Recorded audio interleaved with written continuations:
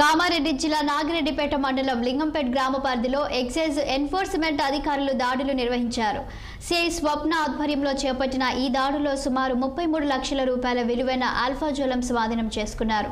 రుద్రారంకు చెందిన దొంతి లక్ష్మీనారాయణ, గాంధారికి చెందిన భీమగోని ప్రవీణ్ గౌడ్, మానసపల్లికి చెందిన బండారి సిద్దిరామగౌడ్ వద్ద 3 కిలోల 340 గ్రాముల ఆల్ఫాజోలం సీజ్ చేశారు. ముగ్గురు నిందితులను అరెస్టు చేయగా మానసపల్లికి చెందిన బండారి బాబాగౌడ్ పరారీలో ఉన్నట్లు ఎక్సైజ్ పోలీసులు తెలిపారు. దాడిలో సిఐలు వెంకటేష్, ఎండి షాకిర్ అహ్మద్, ఎస్ఐ నరసింహాచారి సిబ్బంది పాల్గొన్నారు.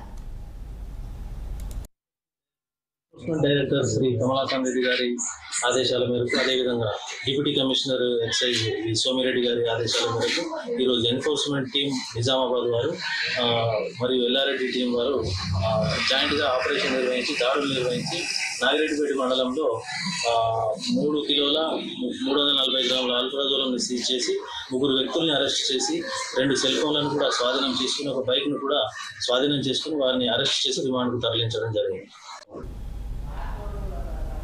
బుడమేరు కట్ట తెగినట్టు ఓ సైకో బ్యాచ్